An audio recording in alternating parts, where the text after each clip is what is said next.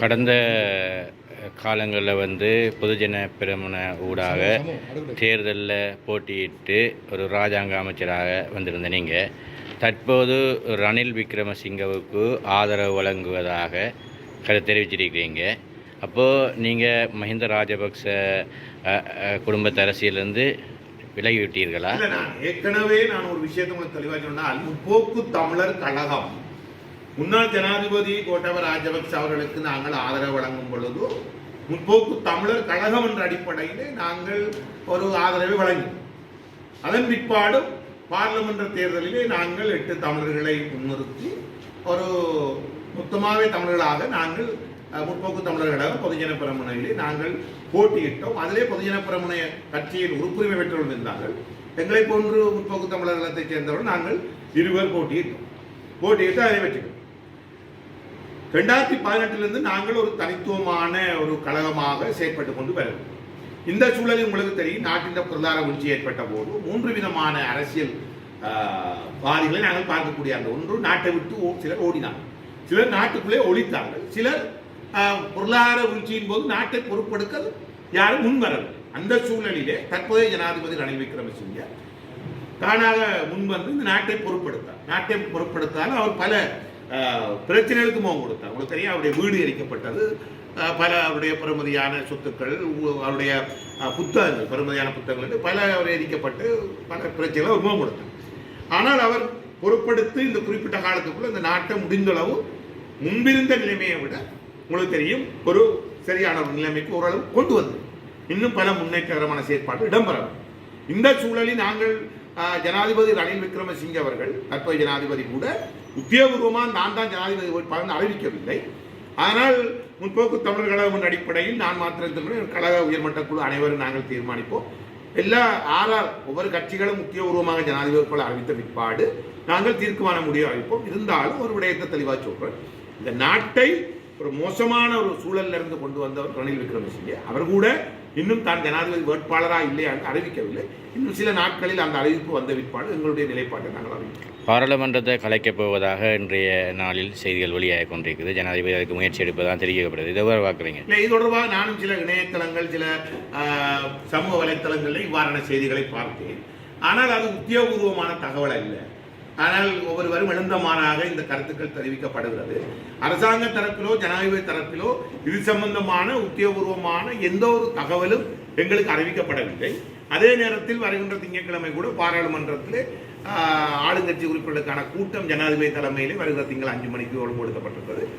ஆனால் இது சம்பந்தமாக எந்த விதமான ஒரு விடயமும் உத்தியோகபூர்வமாக இதுவரை அறிவிக்கப்படும். அரசியலமைப்பு திருத்த சட்டத்தை கொண்டு வந்து இந்த தேர்தலில் ஒத்தி வைக்கிறதுக்கான முயற்சியில் ரணில் விக்ரமசிங்கே அவர் ஈடுபட்டு வருவதாகவும் தெரிவிக்கப்படுகிறது. இல்லை, இது எதிர்கட்சிகள் தான் இவ்வாறான குற்றச்சாட்டுகளை முன்வைக்கின்றனர். ஜனாதிபதி தேர்தலை பிற்படுவதற்காக இந்த முயற்சி முன்னெடுக்கப்படலாம் என்று கூறப்படுகிறது. ஆனால் ஜனாதிபதி தரப்பிலிருந்து இது சம்பந்தமான எந்த ஒரு கருத்துக்களும் கூறப்படவில்லை. ஒவ்வொருவரும் தங்களுடைய ஜனநாயக நாட்டில் ஒருவருக்கும் கருத்து தெரிவிக்க சுதந்திரம் இருக்கு. அந்த அடிப்படையில் ஒவ்வொருவரும் ஒவ்வொரு விதமான கருத்துக்களை நடக்க முதலே ஒரு ஊகத்தின் அடிப்படையில் அல்ல எதிர்கூறலின் அடிப்படையில் கூறுகிறார்கள். ஆனால் ஜனாதிபதி தரப்பிலோ அரசாங்கம் என்ற தரப்பிலோ அது உத்தியபூர்வமாக அறிவிக்கப்பட்டது. நேற்றைய தினம் நடந்த நிகழ்வொன்றில் விநாயகமூர்த்தி முரளிதரன் கருணாமன் என்ற ஒரு கருத்தை வெளியிட்டிருக்கார். மட்டக்களப்பு மாவட்டத்தில் இருக்கிற 2 இராஜாங்க அமைச்சர்களும் அபிவிருத்தி என்ற போர்வையில் அதிகளவான கொமிஷன் தான் எடுக்கிறாங்களோட குற்றச்சாட்டை முன் வச்சிருக்காரு. இதுக்கு கூட பதில் என்ன? உண்மையிலே நான் அடிக்கடி சொல்கிற ஒரு விஷயம் என்னென்றால், கண்ணால் காண்பதும் போய் காதால் கேட்பதும் போய் தீர விசாரிப்பது அண்மை. ஆகவே யாரும் யாரையும் எழுந்தமாறாக குற்றங்களை சுமத்தலாம். அதே அவர்களுடைய ஒரு பூரணோக்கற்ற பார்வையை காட்டுவதாகத்தான் நான் பார்க்கிறேன். ஆகவே யாரும் எந்த குற்றச்சாட்டுகளையும் முன்வைக்க முதல் அதை ஆதாரத்தோடு நிரூபிக்க வேண்டும். அதை தீர விசாரித்து ஆதாரத்துடன் நிரூபிக்கும் பொழுதுதான் ஏற்றுக்கொள்ள முடியும். ஆகவே என்னை பொறுத்தளவிற்கு நான் தொடர்ச்சியாக 10 வருஷமாக இந்த மாவட்டத்திலே ஒரு மக்கள் பிரதியாக இருக்கின்றேன். என்னுடைய மனச்சாட்சிக்கும் நான் பிரதிநிதித்துவப்படுத்துகின்ற முற்போக்கு தமிழர் கழகத்தை பொறுத்தளவிற்கும் நாங்கள் மிகவும் உள சுத்தியோடு உள தூய்மையோடு தான் எங்களுடைய வேலை திட்டங்களை முன்னெடுக்கிறோம். இவ்வாறான ஒரு கீழ்த்தரமான அநாகரிகமான செயற்பாடுகளை நாங்கள் ஒருபோதும் ஈடுபட்டதும் இல்லை, ஈடுபடப் போவதும் இல்லை.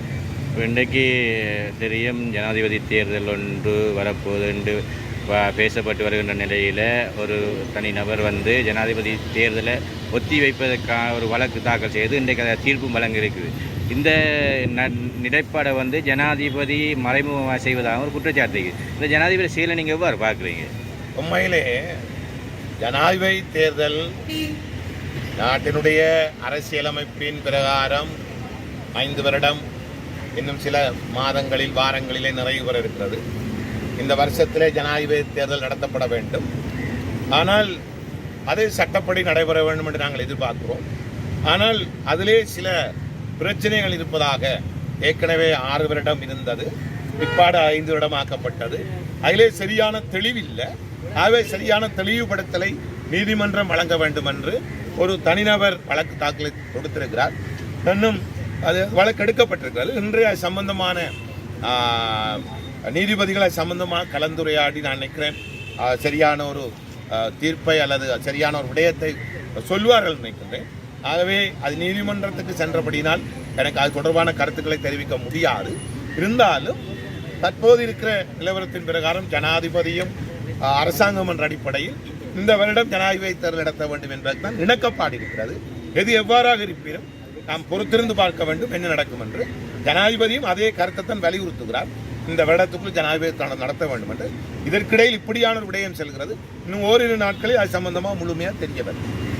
இன்றைய நாளிலேயும் இன்னொரு சட்டத்தரணி வந்து ஜனாதிபதி தேர்தலை வந்து ஒத்தி வைக்க கோரி மேலும் ஒரு அடிப்படை மனித உரிமை வழக்கு தாக்கல் செய்திருக்கிறார். இன்றைக்கு தொடர்ச்சியாக இந்த தேர்தல் நெருங்குகின்ற காலப்பகுதியில் இவ்வாறான செயற்பாடுகள் வந்து ஜனாதிபதியின் ஒரு காய் நகர்த்தலாக இருக்கலாம் என்று கருதப்படுது. இதை நீங்கள் எவ்வாறு பார்க்குறீங்க? இல்லை, உண்மையில் நான் அப்படி பார்க்கவில்லை. ஏனென்று சொன்னால் ஜனாதிபதி கூட பதவிக்காலத்தை 5 வருஷமாக அதை வரையறை செய்ய வேண்டும்.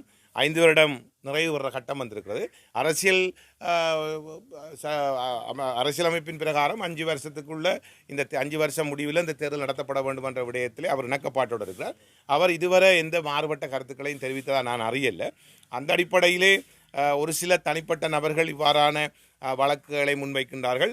ஆனால் இதை ஜனாதிபதி தொடர்படுத்தி அல்ல அரசாங்கத்தோடு தொடர்படுத்தி பார்க்கின்ற ஒரு பார்வை பல மட்டங்களில் இருந்தாலும் ஜனாதிபதியை பொறுத்தளவுக்கும் அரசாங்கம் என்ற தரப்பை பொறுத்தளவுக்கும் எம்முடைய நிலைப்பாடு குறிப்பிட்ட இந்த 5 வருஷ நிறைவு வருகின்ற அக்டோபர் மாதத்தில் ஜனாதிபதி தேர்தல் நடத்தப்பட வேண்டும். அதில் எந்த விதமான பின்வாங்கலும் இல்லாமல் அந்த கருத்திலே நாங்கள் திடமாக நிற்கணும்.